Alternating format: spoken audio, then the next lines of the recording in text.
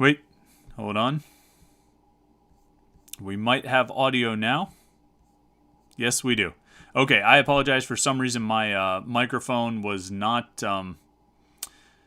So we should be operating now. I'm going to start over. I apologize for that.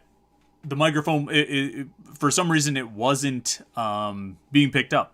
The program that we use for the live stream wasn't receiving information from the microphone. It wasn't connected to the microphone. This thing right here is not a prop. This is actually a microphone, and it wasn't working properly. So we'll start again. Welcome to Wednesday night. It's the Panther-Lair Show here on youtube.com/Panther-Lair.com. I'm Chris Peak from Panther-Lair.com, Panther-Lair.com. I talked for about 90 or 100 seconds there with no one hearing what I was saying, so I have to remember if I said anything really important.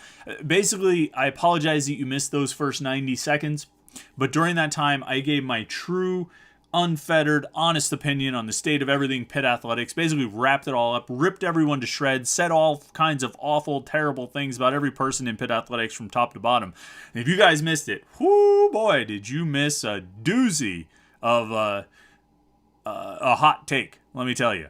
It's the kind of stuff that can get someone like me fired. So I don't tell anyone you heard it. You know what I'm saying? No, it wouldn't get me fired, but it certainly would make some people angry, some people that I have to work with and near and around on a daily basis. So I don't tell anyone what you heard over the first 100 seconds of this podcast, okay? Because it was, really went hard on that one. Really ripped them a new one. No, but I mean, it's the Panther-Lair Show. We do this every Wednesday night, 8:30 right here on youtube.com/Panther-Lair.com. That's our YouTube channel where we post a lot of content. We post, press conference videos, practice videos from spring football. We got the pictures up. Right now it's on the other side. You can check out the pictures that we're kind of cycling through there from Pitt's practices in the south side over the last couple weeks.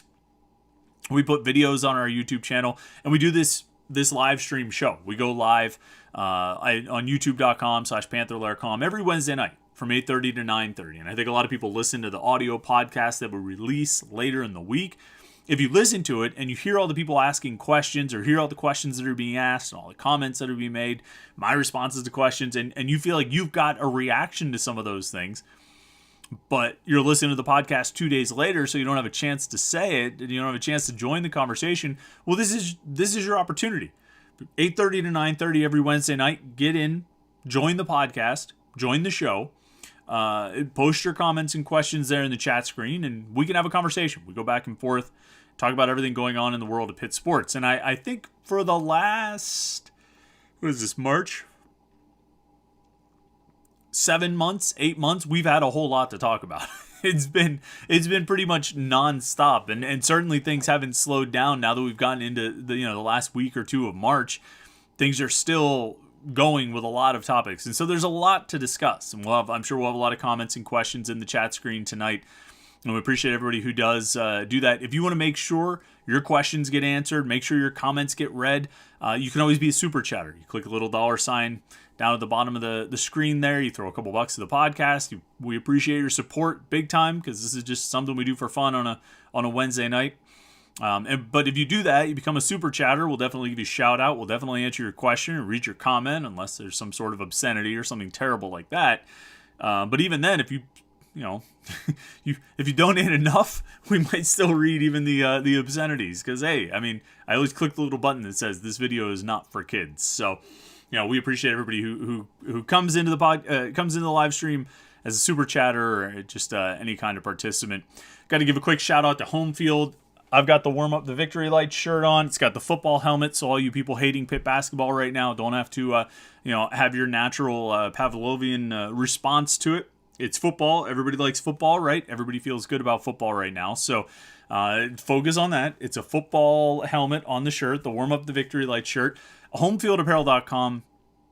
Some of the best Pitt gear I've ever seen, some of the best Pitt gear I've ever worn, and some of the best college-themed gear that I've ever worn. And you got to go check it out, because they're doing awesome promotions throughout March Madness. Like when teams win, like they have discounts on that team's gear. They got St. Peter's stuff turned around in about 48 hours or so after St. Peter's upset Kentucky and then moved on again. Who'd they be? Murray State. So, and they were able to get licensed get a licensing deal with St. Peter's, and get the gear out there. So, I mean, everybody loves St. Peter's right now, right? You're heading into the Sweet 16 weekend. Everybody loves St. Peter's. Well, get a St. Peter's shirt.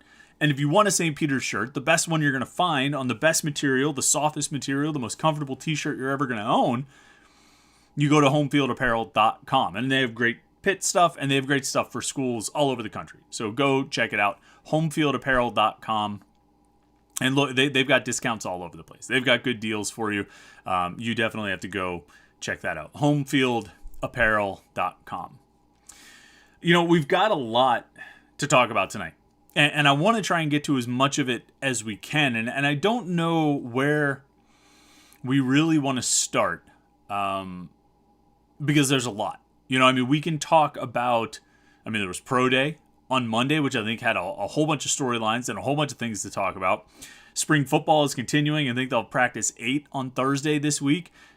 So past the halfway point of spring camp once they hold that one. And I think there's a lot of storylines to talk about there. I've been writing about a few things that are really standing out to me. There was Heather Lyke, Pitt Athletic Director, Pitt Director of Athletics, if you will, sat down with the media, the local media, on Tuesday and talked for about 25 minutes and took a lot of questions, answered a lot of questions insofar as the questions were spoken and she then spoke in response to those questions. I can't say that all of those questions were necessarily answered, but in terms of the formal function of a conversation where one person speaks and then another person speaks, that happened. And it even happened that one person spoke with a, what do you call it? A question, interrogative statement or something. So one person spoke a question, and then another person in response spoke a declarative statement. Now, again, I can't necessarily say that all the questions were answered. I can't say really that even any of the questions were answered, although I think there were a few sort of firm answers occasionally. But she spoke. For the first time, sort of specifically and directly about Pitt basketball, she spoke. And it's the first time in a long time. I can't really remember the last time we had an opportunity to sit down with Heather Lyke, maybe over the summer sometime. So there's a lot to talk about there. And then, of course, transfers. And who knows? It's 8:42 p.m. on Wednesday night. By the time we get done, there might be another one. I don't know. But they've had 5 already. And they just sort of seem to keep coming from the Pitt basketball program. Not necessarily a surprise to see guys transferring out, partially because it's not a surprise to see any guys transfer from any school. We're going to talk about the transfer situation, or we're going to talk about how Pitt is maybe not necessarily unique. And I'm going to even go so far as to say that there's a lot of things you can get on Jeff Capel about, and there's a lot of things you can criticize Jeff Capel about. For me, the transfers are pretty far down the list, just because, man, it's 2022. I can't go too hard on that one and say, well, that's another strike against you. You're losing guys to the transfer portal. Everybody's losing guys to the transfer portal. There's plenty of things to criticize. There's plenty of things to question. There's plenty of reasons to say that, if you want to make the case that Jeff Capel has not done a good job over his first 4 seasons at Pitt, I think you can find a lot of support in a lot of places. I don't know if transfers are necessarily one of them. But that's another conversation we're going to have tonight. We're going to talk about the losses. We're going to talk about what it means. We're going to talk about what they need to do to fill in some of these holes, and how many spots they've got left, and all those, all those good topics that I think everybody's been talking about throughout the week. Anyway, certainly we're talking about it on Wednesday after Ithiel Horton went into the transfer portal, and we'll talk about it again here tonight. I do think, as I start off, Pitt fans are in a weird place right now. They have a lot of... Football isn't giving them many opportunities to complain. It's pretty much been all good since the Western Michigan game. Even the Miami game. I know people were disappointed. I think people felt like the ACC was slipping away from them. I think they felt like the Coastal Division was slipping away from them. I will, if you're me, you don't get a lot of things right. Usually make bad predictions. Usually predict things wrong. I get it wrong all the time.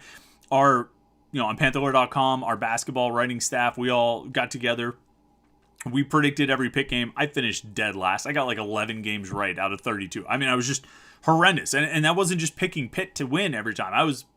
I had games where I picked Pitt to win and they lost, and I had games where I picked Pitt to lose and they won. It just terrible at predicting. However, I'm terrible at predicting, and so when you have those ones that you get right, you kind of want to celebrate those victories. Like my bold prediction before the basketball season started was that Mo Gee would average 2 blocks per game.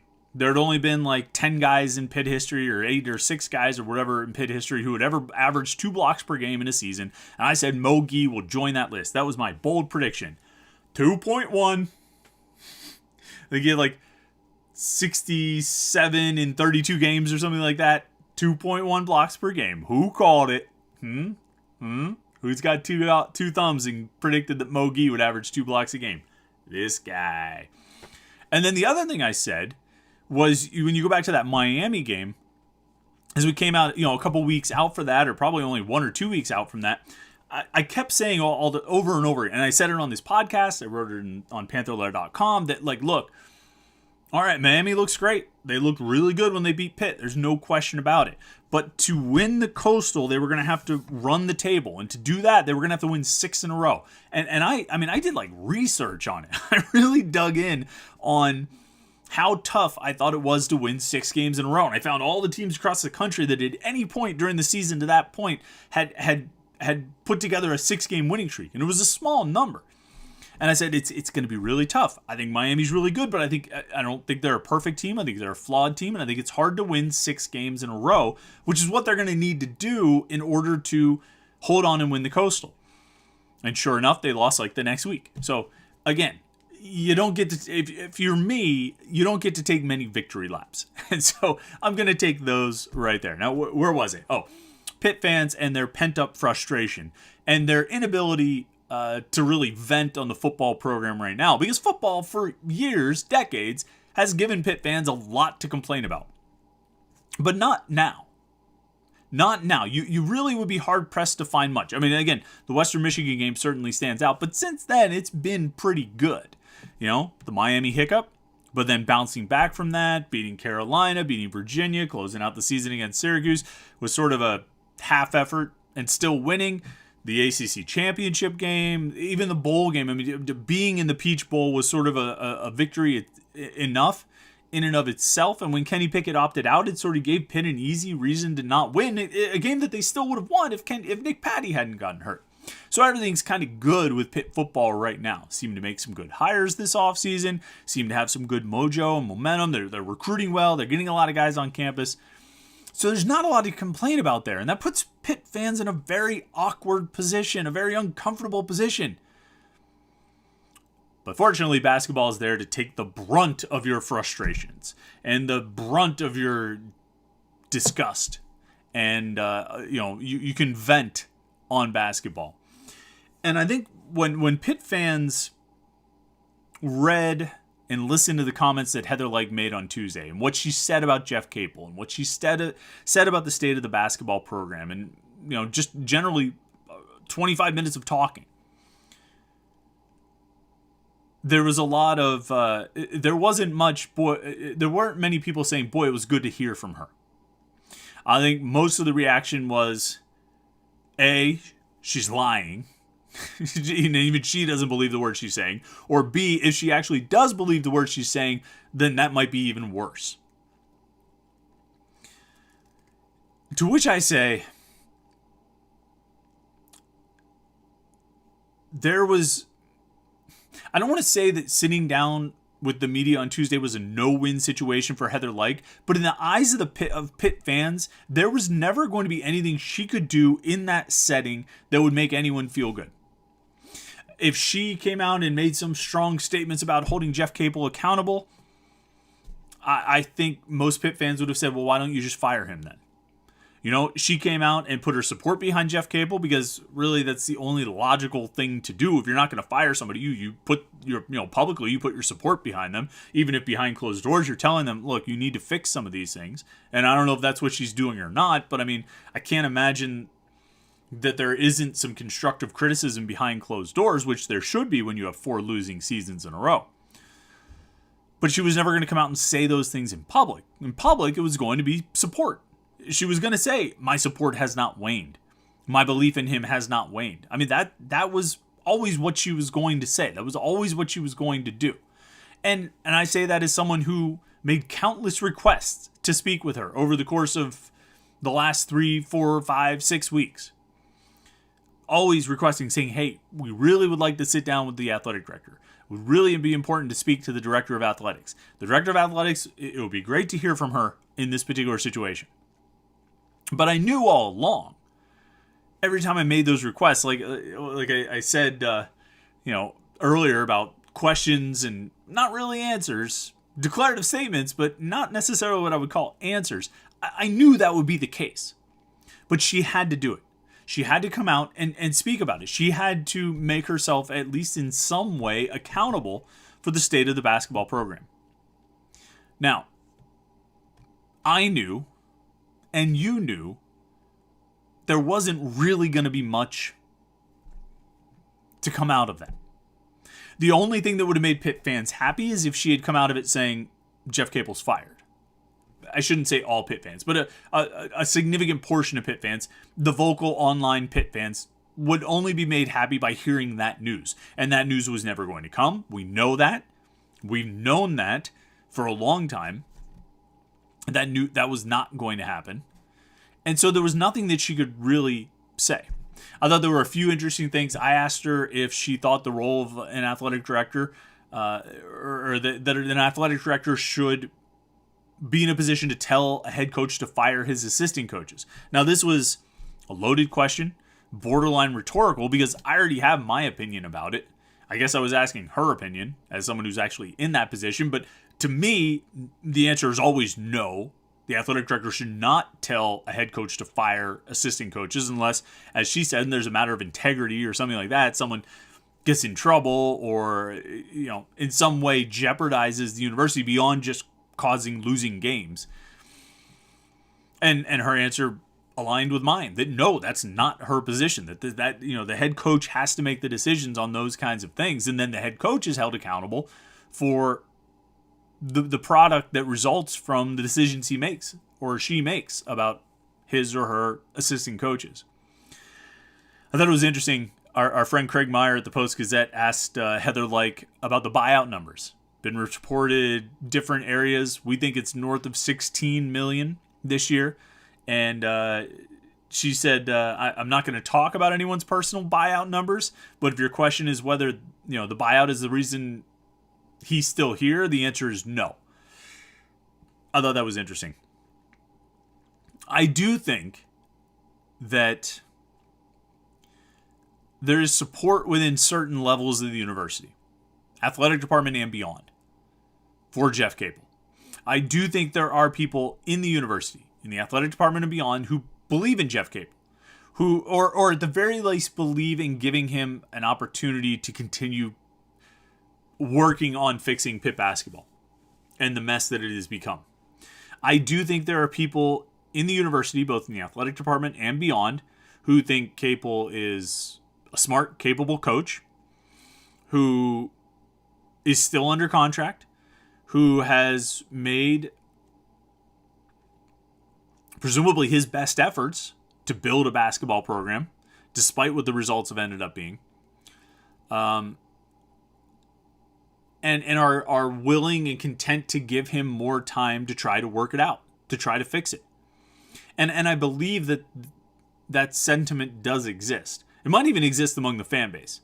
I mean, it's always, they always say that sort of, the most vocal portion of the fan base is not necessarily the majority of the fan base. You're always going to, it's the old adage, or it's not even an adage, it's just the old sort of idea of talk radio that, you're not going to get the majority opinion calling in to talk radio. You're not going to get the majority opinion reading Twitter. You're not going to get the majority opinion reading message boards. The majority opinion exists out there, and it may reflect what you see in the vocal online portion, and it may not.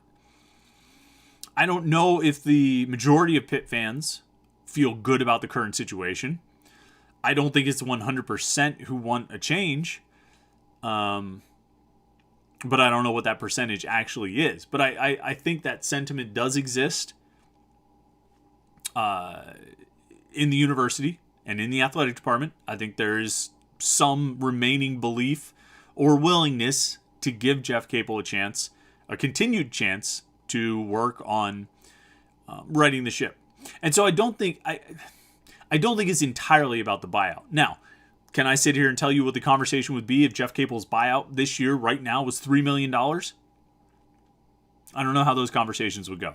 And I don't know what we would be talking about right now. We might be talking about something completely different. I don't think anyone in a position to actually make that decision is ever going to entertain that hypothetical or answer that hypothetical. But I think that would be probably a different conversation.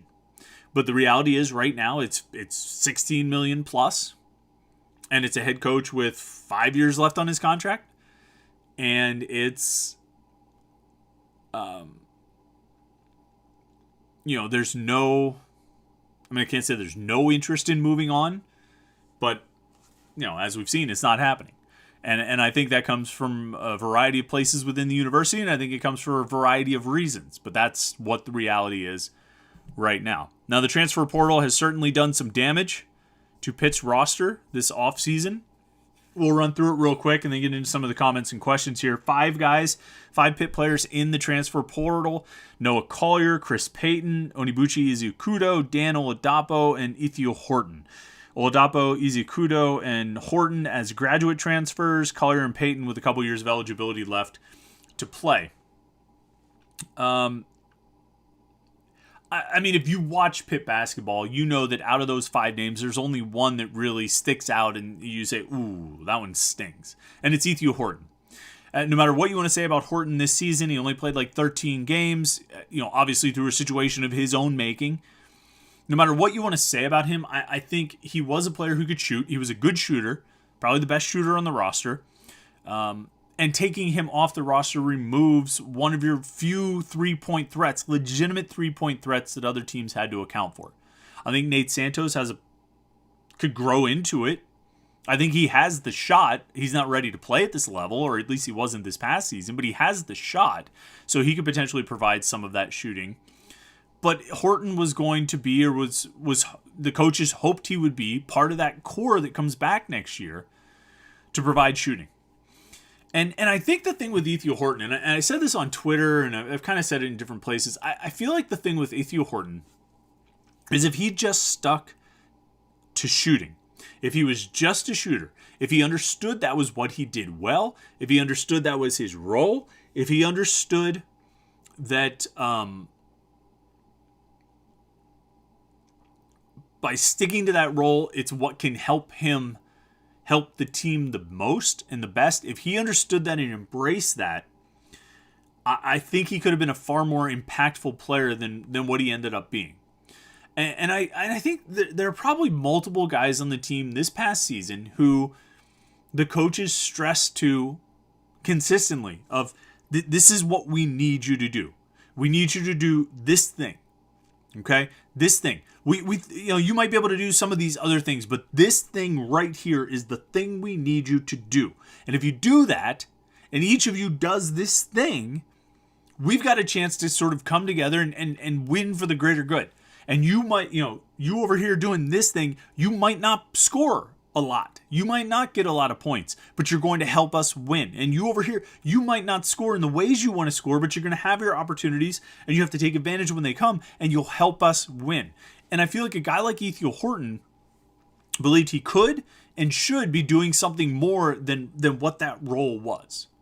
Whether it's driving, trying to move, and penetrate and make plays on his own like that, it just wasn't his game. It wasn't his game. And the points when he played within himself and played within the role that the coaches were looking for from him, I think he played well. And I think the team succeeded as a result of it. And I think they were hoping that, he comes back next year with John Hughley and Jamarius Burton and Nike Sabandi and maybe Femi Odikali. We'll see what he ends up doing. I mean, there's rumors that he might be looking to transfer as well. We'll see. But I think the coaches hoped and believed that if Horton came back next year and embraced that role, he could really flourish. and the team could flourish. And he could play an important role in the success that they would have.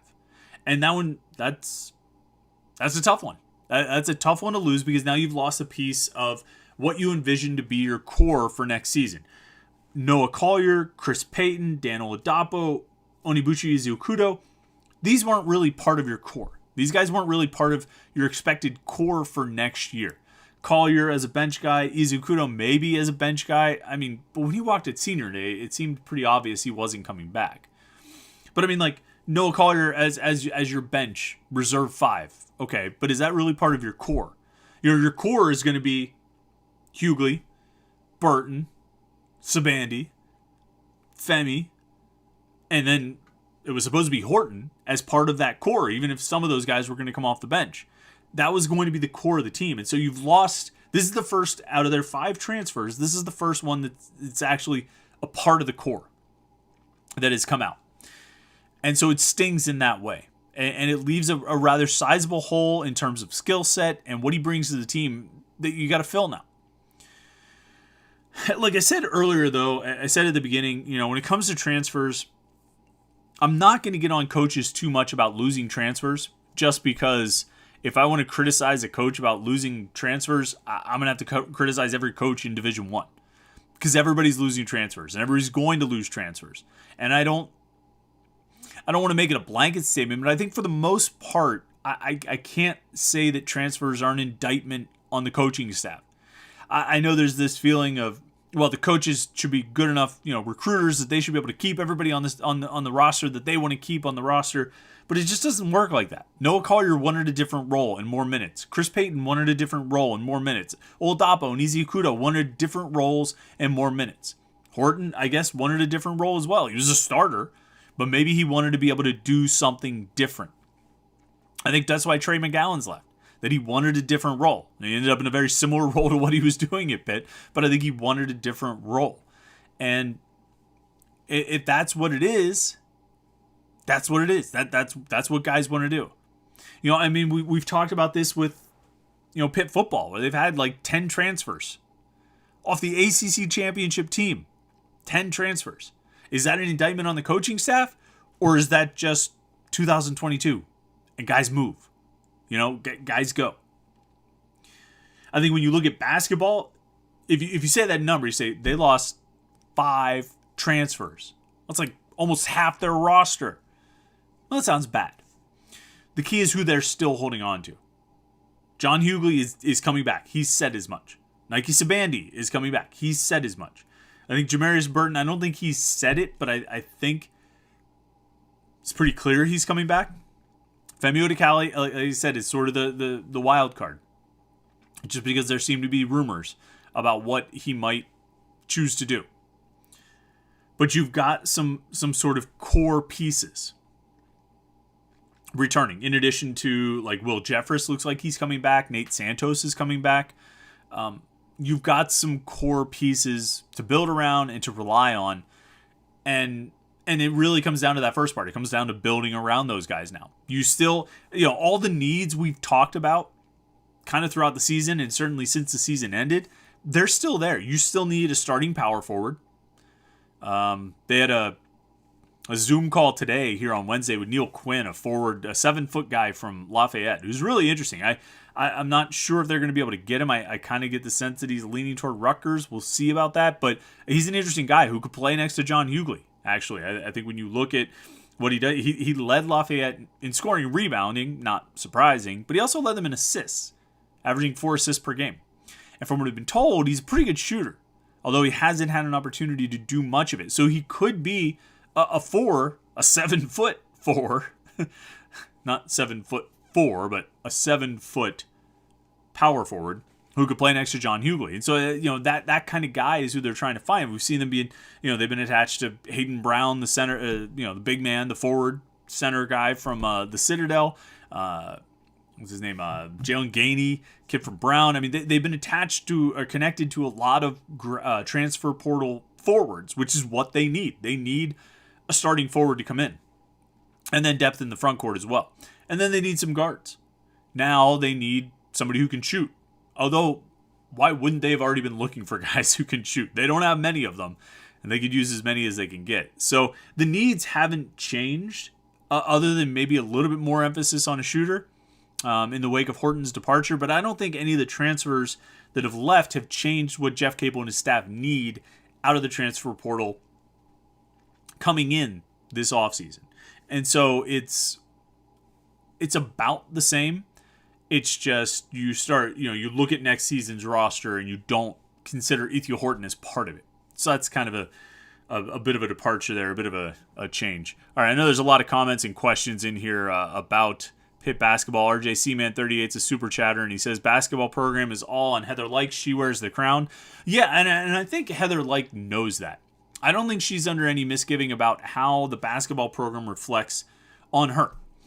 Jeff Capel was her big hire, her biggest hire, bigger than Lance White and Mike Bell and Keith Gavin and who's the softball coach, Jody Hermanic, and all these people. Like the premier hire, the number one hire that she has made was Jeff Capel, and she got a lot of praise for it, and rightfully so. I mean, it looked like a great hire at the time, and she earned a lot of capital, I think, with that hire from the fan base and possibly even within the university. I think she earned a lot of capital, built a lot of capital with that hire. And she also staked a lot of who she is on that hire, not through anything, that she intentionally chose to do. It's just, your men's basketball coach and your football coach are going to be your two most prominent coaches. And when you have to hire one of them, you have to get it right, because that becomes a defining characteristic of your tenure.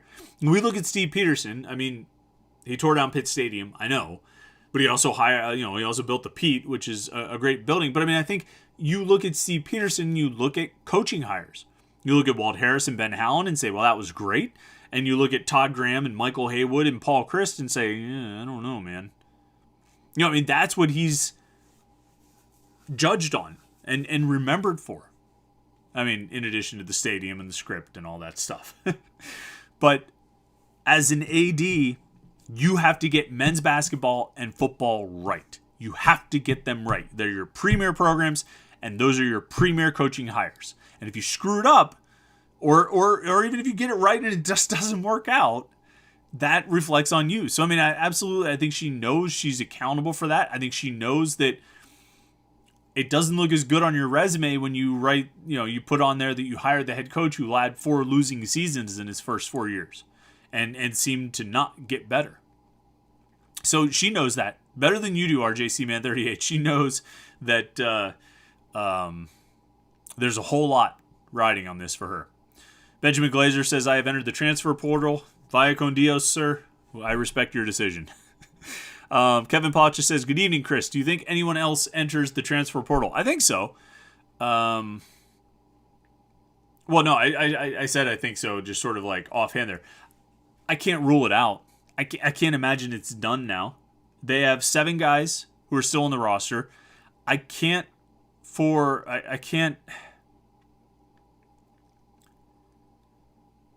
don't think there'll be a lot more, but 1, maybe 2 wouldn't be a surprise. So they're going to have a lot of spots to work with, a lot of spots to fill. Eric Rogers says, still find it hard to believe we're better off with this absolute disaster instead of eating the buyout. I mean, I hear you, Eric, but we're not talking about, eating the buyout like it's a Big Mac here. It's eating the buyout like it's a truckload of Big Macs, which is a little bit tougher to swallow and makes you kind of sick, and it's going to make you wish you were dead for a little while. Because it's going to, if you eat a truck full of Big Macs, it's going to prevent you from doing things you want to do for a while, right? Because you're going to be stuck. You're going to be weighed down by all those Big Macs you ate. This isn't just eating one Big Mac. This is eating a truck full. And it does, no matter how bad it is, no matter how bad it seems, no matter how rough it's been for the last 4 years and how the future looks kind of bleak, it's just not a wise use of funds. We're not talking about Bob Nutting and the Pirates going to arbitration with Brian Reynolds over, what was $600,000 or $700,000. I mean, we're talking about like 4 times Brian Reynolds' contract. or what Brian Reynolds wanted in arbitration or whatever. And that's not, it's not something Pitt should do. It's not something 95% of school, it's not something any of these colleges should do. And it's not something that I think 90 or 95% of them would do. Some of them will, but Pitt's not, and they shouldn't. Big Cliff says, when Capel said we need better players, didn't that signal there was a mass exodus coming? I don't know. I think when Jeff Capel said we need better players, he meant what he said. He meant we're not good enough to win in the ACC right now. Our quality of play, our quality of player is not good enough to win in the ACC right now. I don't think that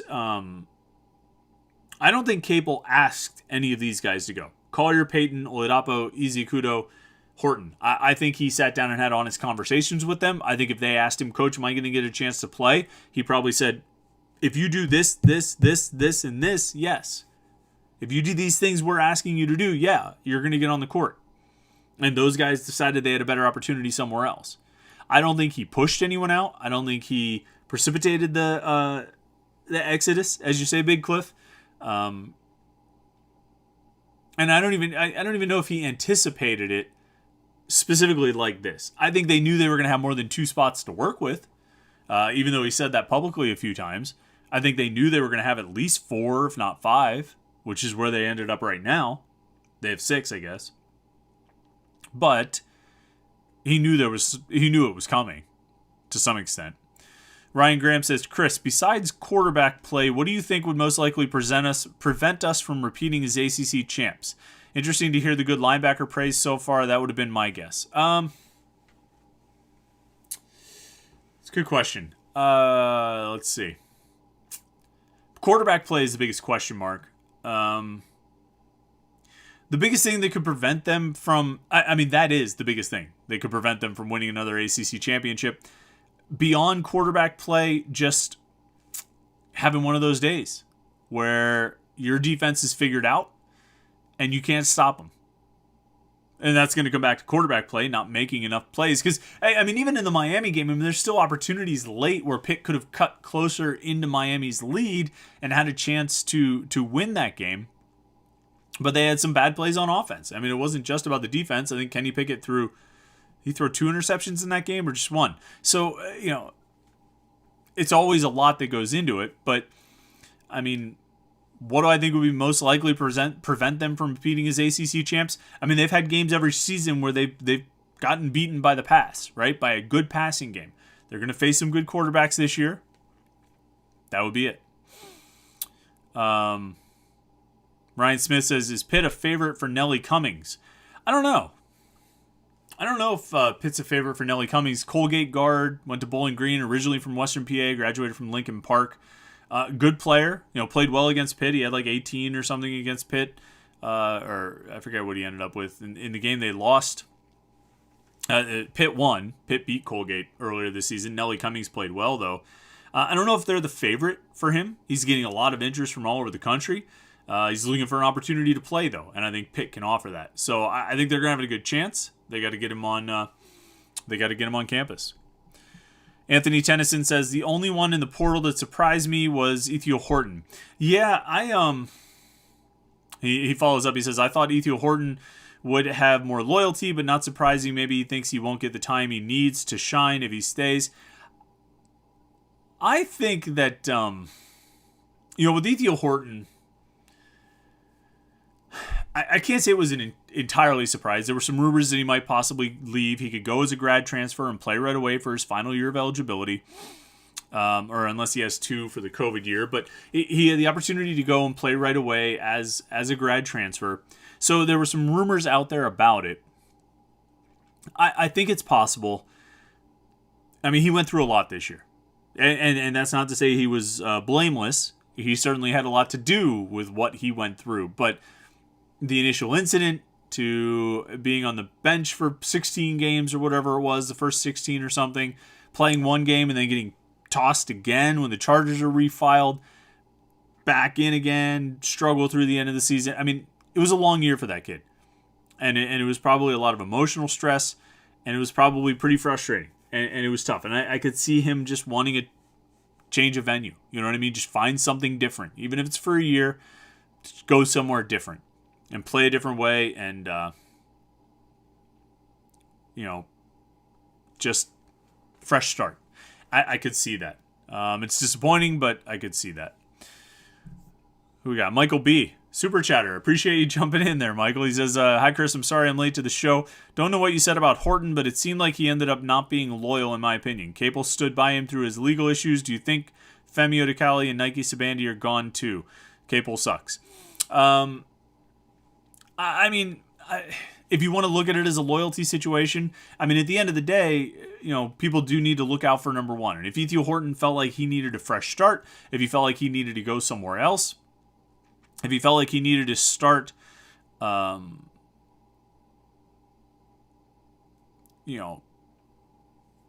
just start over.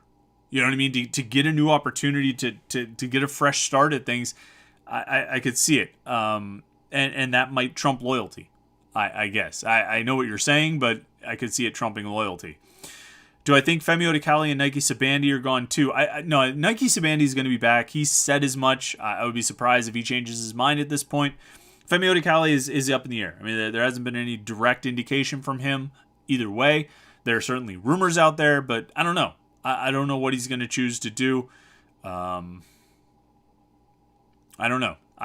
It'll be interesting to see over the next week or so if he says something publicly and makes a statement. Scroll through here. Josh Newark says, pick one take on transfers. Capel is turning over the roster to fulfill his pledge to get better players, or 18 transfers in 4 years reflects the poor coaching of Capel and a program failing. I don't know if I'd call Jeff Capel turning over his roster. Guys are leaving and he's going to replace them. The roster is getting turned over. I don't know if it's an active move by Jeff Capel to do so, but the roster is turning over, for whatever it is. 18 transfers in 4 years does reflect the poor coaching of Capel and a program failing. Josh, and this is, you might say this is a cop-out answer, but I just think, for one thing, I think, as I've said, I think transfers are so prevalent now that I have a harder time saying that, wow, that's an indictment of that program. But also, I feel like transfers, every guy goes for his own reason. And some of those might be tied to the coaching staff, and some of them aren't. And I have to feel like there are more that aren't than those that are.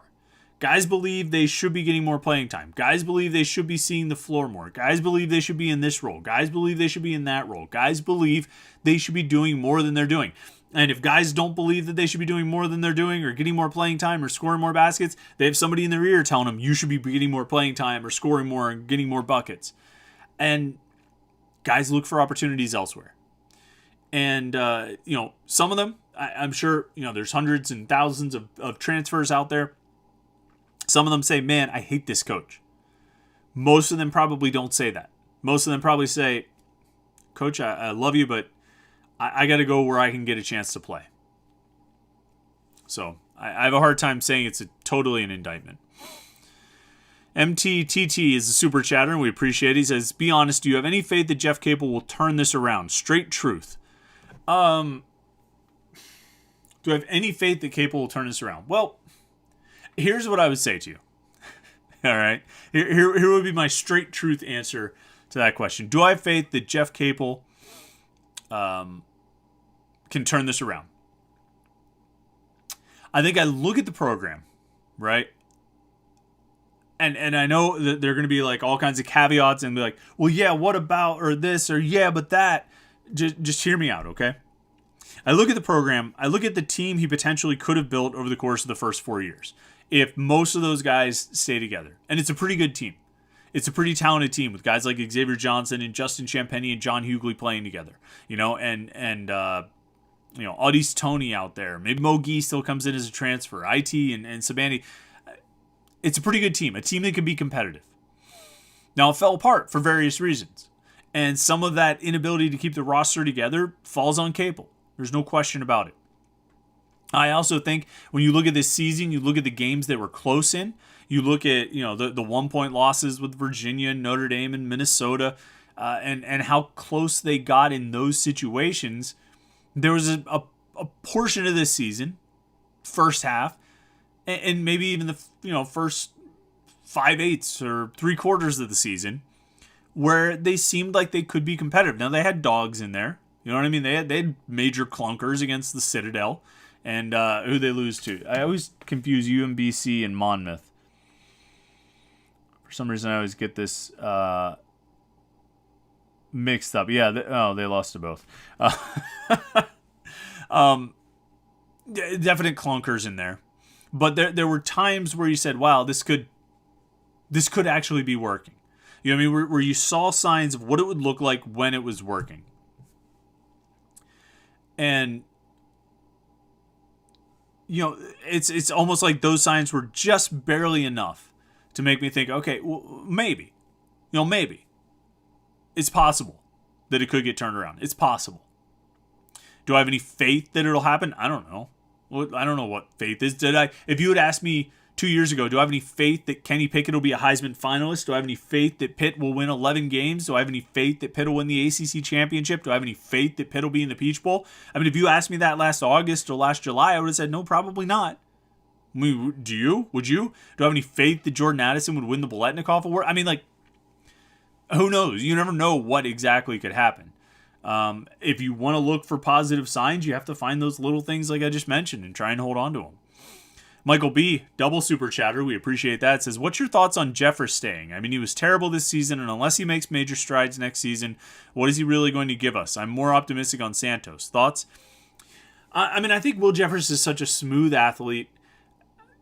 What was frustrating with Will Jeffers this year is he would have times where he would be in good position, where he would catch the ball in a good spot. He would make a good move. He would get where you wanted him to be, and it would fall apart. It would be an airball 3 or something like that. I think his defense was pretty reliable, but he just was a liability on the offensive end. I think some of those things can be improved. I think he's a gifted athlete. I think he's a smooth basketball player, and I think as he continues to grow and you continue to coach him and develop him, I think he can get better. I don't know what he's going to give you next year, but at some point, guys can improve. Guys can take steps forward. And Michael says he's more optimistic on Nate Santos. I'm interested to see, Nate Santos with a full offseason, conditioning, and after a full year of playing ACC level basketball, at least at times, I'm curious to see what he can do. He's a shooter. He's a good shooter, and they could certainly use that. Running plays to get him the ball with an opportunity to shoot. I mean, I would like to see more of those things. I would like to see more of those things. All right, I did want to talk about Pro Day. Let's switch gears here for a little bit. It was a pretty good day for Pitt on Monday in the South Side at Pro Day. They had 31 NFL teams represented. Some of them running 2, 3, 4, 5, 6 deep. Most of them there to watch Kenny Pickett.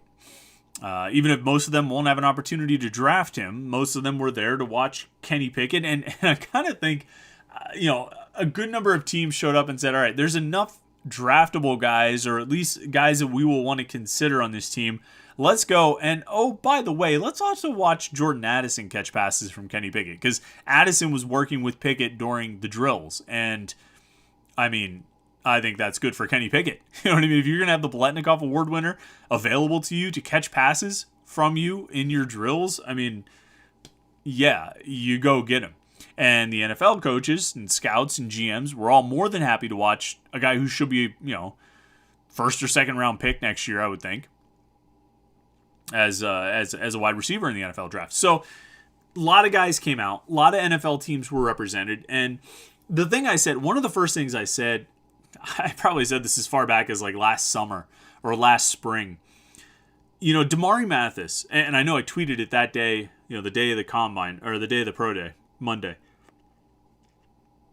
I said Damari Mathis has the blueprint for what he needs to do at Pro Day. And the blueprint was Jason Pinnock, who had pretty good film, but wasn't really known on draft boards, at least wasn't really like a big name that everybody was talking about. Mel Kiper wasn't talking about him or anything. But Jason Pinnock went into his pro day and leading up to it worked really, really hard so that he could test off the charts, open some eyes with the numbers he put up, and get some attention. And he did. He ran a great 40, he had a great vertical, broad jump, and all those things. He did a great job. And he ended up being a 5th-round draft pick. And I said, the blueprint is there, the roadmap is there for Damari Mathis to do the same thing. To go out, work your tail off, train like crazy, and test through the roof so that when the NFL teams leave pro day, they're talking about, man, the Mathis kid tested like crazy. And if we haven't watched his film enough yet, we need to go take another look. Or, wow, we were impressed with his film, and now he looks like $1 million. He's built like an NFL guy, and he's testing like out of this world. And that's exactly what Damari Mathis did. Now, I don't know where he worked himself up to. I don't know if he's going to be a 5th-round pick like Pinnock or better or worse. I don't know. Like I said earlier, I'm terrible at predicting things, and I'm certainly terrible at predicting NFL draft picks and all that stuff. I don't know where guys rank. I don't know what the NFL scouts are thinking. But I definitely think more scouts walked out of pro day with Damari Mathis on their mind than scouts walked into pro day with Damari Mathis on their mind. And so kudos to him. He had a big day, and he's going to have an NFL career. I think he's an NFL player. Lucas Krull is a really interesting one. And what I said about Lucas Krull on pro day was, his tape is what it is. And we all know because we watched it for the last, really just for this season because he got hurt in 2020 and didn't play much at all. But we saw him all this past season. And we saw amazing things. We saw really frustrating things. We saw really good, and we saw really bad. And so that film's out there. And NFL scouts are going to see that. And they're going to make their judgments based on that film. But what I said is Lucas Krull's got a chance to come in, test, and impress guys with his size and everything.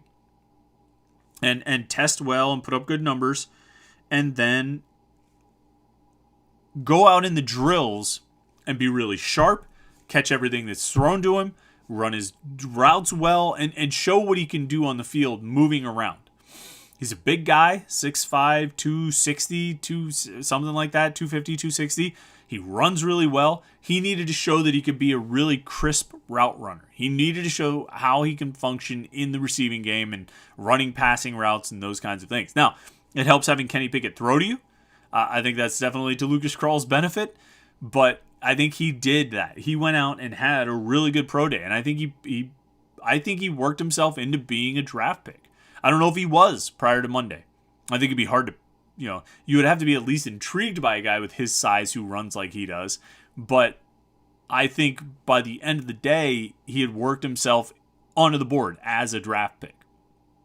And so, kudos to him. He had a great day. Kenny Pickett had a great day because Kenny Pickett is really good. I'm sort of the mind. I can't imagine Matt Rule or any of these guys needed to see any more from Kenny Pickett. You put on the film from the 2021 season, and that's going to tell the story. More than how he weighs in or more than his hand size. Don't even get me started on the hand size nonsense. Such crap. But the film. The film. And then what I said and what I believe is, the film tells the story. And then, so all there's really left to do is to bring him in for visits, interviews, talk with him, get to know him, and find out if he's the kind of guy who fits in with your culture, who you believe can really elevate you. You see what all the physical stuff is. You watch the film, you see him make throws. If you want to watch him throw a pro day, watch that too. He lit it up. He looked great. Now they're just going to have to find out if he's the right guy for their team. We know, Matt Rule likes him. He was the coach at Temple when Kenny Pickett was committed there, and then decommitted and went to Pitt. So maybe he has some hard feelings, but you can't have hard feelings in this business. You need to put that aside and go get the guy who can help you. I don't know where Kenny Pickett's going to get drafted. He's a first-round draft pick. I'd be shocked if he fell to the second round. I'd be shocked if he fell as far as the Steelers at pick number 20. I don't really have any interest in the Steelers drafting him. I don't have any interest in anything like that. I'd like, Carolina seems interesting. I guess the Colts are probably not in it now that they got Matt Ryan. The Saints re-signed Jameis Winston, right? What the Broncos traded for Russell Wilson. I would love it if Kenny Pickett ended up in a spot like Denver, where he played behind Russell Wilson for 2 years and then took over. I don't know if a team would want to do that with him because he is a little bit older. But I think that would be fantastic. I don't know where he's going to get drafted, though. Again, I'm terrible predicting those kinds of things. I think he's a first-round draft pick. I think he played like one this season. I think he's got everything that you will be looking for, particularly in this year's quarterback class. And I think that's when he's going to go. And I think he's going to be in the top 19 picks. I don't think he's going to make it to where the Steelers are. But we'll be following him and rooting for him, right? We'll be shouting him out every step of the way. I think I got to almost everything I wanted to talk about. I only had like 2 topics that I didn't get to. But it's good to save things for next week. Maybe by next week, when we get together on Wednesday night at 8:30, there won't be more basketball transfers to talk about, although there probably will be. Maybe at that point, they'll have gotten a basketball transfer or two, so there'll be something to discuss on that front. Some positive news for Pitt Hoops. Listen, if you're looking for something positive, Homefield.apparel.com is always the place to do it. Homefield is it's the best shirts you're going to find. Best Pitt shirts you're going to find. Best college sports shirts you're going to find. Super soft. They hold their shape. The best t-shirts that I own. The best sweatshirts that I own. Homefieldapparel.com. They got specials going on all over the place. Go check them out. Go get yourself some shirts and some sweatshirts. You will not regret it. I promise. You will also not regret checking out Panther-Lair.com, Panther-Lair.com, Pittsburgh.rivals.com. It's the most comprehensive source of Pitt sports news on the internet, football, basketball, recruiting. Find it all at Panther-Lair.com and message boards, where all these conversations we're having here on a Wednesday night, we have on the message boards. Panther-Lair.com, Pittsburgh.rivals.com. Listen, Panthers Insider Show on 93.7 The Fan, Saturday mornings, 8 a.m. You can listen on the Odyssey app, AUDACY, Odyssey app. I'll also tweet out links on how you can listen to that. But it's another hour of Pitt sports talk you can check out. And if you're here on the live stream or you're watching this video later on, go subscribe. Like the video and subscribe to our YouTube channel, youtube.com/Panther-Lair.com. Like and subscribe. That's big for us. We're really close to 2,000 subscribers on YouTube. I'd love to get over that number. I think we only need a few more. So if you have an opportunity to do so, there's a little button that's, I think it's like right here. Let me see if I'm pointing at it. I think I am. Oh, there it is. You see it? You see that little subscribe button? You're watching the video. Just click that button. And then that way you'll get a notification every time we go live. So if some news happens, something big goes down, we want to go live for an emergency edition of the podcast, you can, you'll know about it. You'll get a notification right on your phone when you subscribe. youtube.com/Panther-Lair.com. All right, thanks everybody in the live stream tonight. Thanks everybody, all the super chatters. Really appreciate you guys, everybody who tuned in, everybody who asked questions, and all those things that you guys do during the show. I appreciate it. Thanks everybody who listened later in the week. We'll be back next week, Wednesday night, 8:30 to 9:30 for another live Panther-Lair show. Thanks again. Have a great night. Have a great rest of the week. Have a great weekend. We'll talk to you next Wednesday night.